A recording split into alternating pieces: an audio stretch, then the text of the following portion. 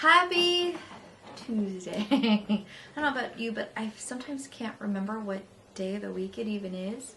But I hope you saw my crazy socks.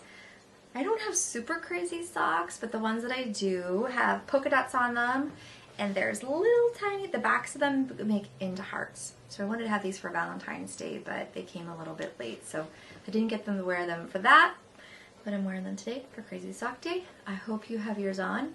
Maybe you could send me a text or an email to tell me what your socks were. Maybe you had spider socks. Charlotte would like that. Maybe you had ice cream socks or avocado socks. I know somebody who likes avocado, Miss Zoe. Guinea pig socks, dog socks, cat socks, Mario, maybe. Superhero socks, panda socks. I know a couple girls who like pandas. The American flag socks. Caden, maybe, possibly. I don't know. But today we have chapter 10 to read in our Fudge mania series. It's winding down. It's getting to the end, which makes me sad, but there is another book. I did order that, and I ordered a couple other books for us to read together because I enjoy getting to be with you. I hope you enjoy getting to be with me. I wish it wasn't this way. I wish that we could actually see each other face to face, but this makes me feel a little bit closer to you. So if I put my glasses on and get ready for chapter 10. Chapter 10 is Green Gurgling Gas. This is taking me back to a couple chapters ago, maybe chapter 7, where Peter had a dream of something he was going to tell, I think his best friend. See if you remember too. On Wednesday, Sheila got a phone call during breakfast, and as soon as she hung up, she started bawling. "What's wrong, honey?" Fudge asked. "My friend Marcellus has chickenpox and can't come to Maine." Grandma put her arms around Sheila. "You must be terribly disappointed." "I am," Sheila wailed. "Everything happens to me. Why does it have to be my friend who gets sick? Why couldn't Jimmy Fargo get chickenpox instead?" "Jimmy had chickenpox in 2nd grade. I said, don't you remember? We all had them." That only made Sheila cry even harder. "But it's so unfair." "Where is it written that life is fair?" Grandma asked. "It's all ups and downs, isn't it, Buzzy?" Buzzy Sr. nodded. "These things happen," he told Sheila. "That's when I burped. I didn't mean to. It just came out. Probably I drank too much orange juice too fast," but Sheila glared at me. "I heard that, Peter." "Heard what?" I asked. "That stupid laugh," Sheila said. "That was no laugh. That was a burp." Sheila turned to Buzzy Sr. "Grandpa, make him stop. He's so mean. He's Loudmouth, can't come to Maine." But before I had a chance to explain, Tootsie flicked a spoonful of oatmeal across the table, and it landed on Sheila's face, halfway between her mouth and her eyes. "You see," Sheila cried. "You see how everything happens to me?" "It's just oatmeal," Grandma said, handing Sheila a piece of paper towel. "That's not the point." Sheila turned and ran from the room. I sure hope things would improve before tonight, when Jimmy Fargo gets here. After breakfast, Mom helped me get my room ready for Jimmy. She moved Fudge's things down the hall into the room Grandma is sharing with Tootsie. She set up a roll-away bed for Fudge right next to Tootsie's crib. "I hate crowding you in like this, Mom," she said to Grandma.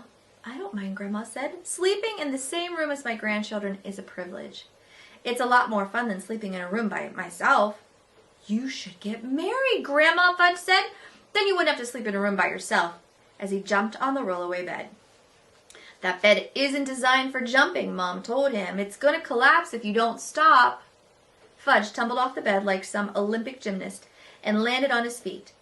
"If I tried that, I'd probably break a leg." "Do you still snore, Grandma?" he asked.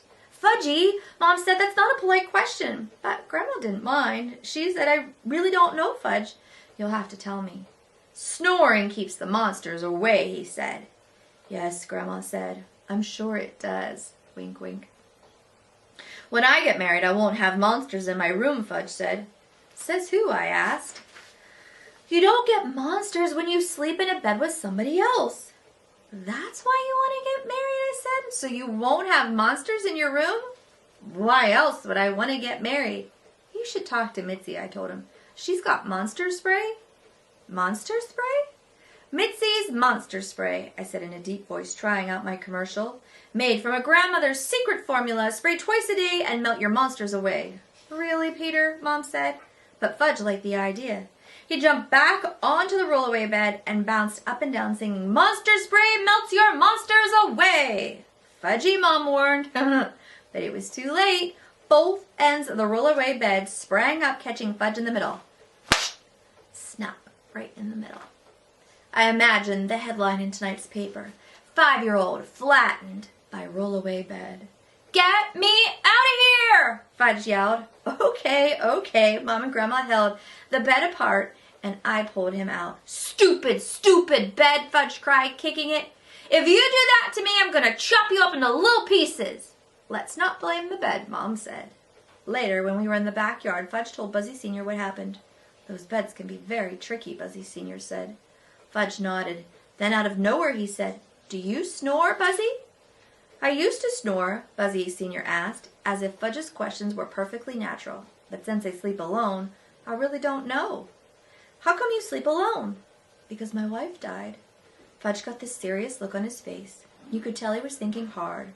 But after a minute, his face lit up and said, You should sleep with Grandma. Fudge, Mom said. Well, they're best friends, Fudge told her, like Pete and Jimmy. And Jimmy's going to sleep in Pete's room, right? Buzzy Sr. and Grandma looked at each other and laughed. That afternoon, the sky turned gray and it started to drizzle. The Tubmans decided to drive to Bar Harbor.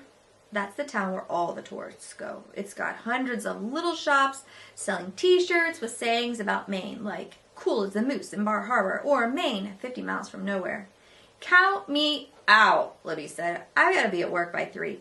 Count me out too, Sheila said. The Hatchers depend on me to babysit Fudge. But Mom convinced Sheila she deserved an afternoon off. If you ask me, everyone was feeling sorry for the Cootie Queen just because Mouse got sick and couldn't come to Maine. Everybody but me, that is. Still, I felt relieved when the Tubbins left. I hope they go out for a pizza and catch a late movie, I thought. I hope they like the action in Bar Harbor so much that they decide to stay there for a week. They still weren't back when Mr. Fargo called from town asking Mom for directions to the house. That was a good sign because by then it was after 6. I waited on the porch. When I saw Mr. Fargo's truck, I ran down to the road. His truck is really old with rust spots around the fenders. It's painted the same color of bile. Not that I've ever seen bile, but last year we learned in school about the digestive system, and that's the way I imagined it, a sick greenish brown color. Turtle barked. It's Jimmy, I told him as I waved Mr. Fargo into our driveway. At first, Jimmy couldn't get out of the truck. The door on the side wouldn't budge.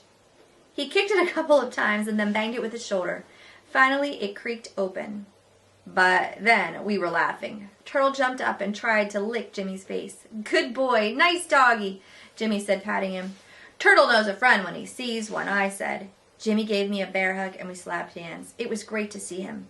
But that didn't stop me from checking over my shoulder. I hoped the Tubmans wouldn't show up now. Jimmy also took a look around.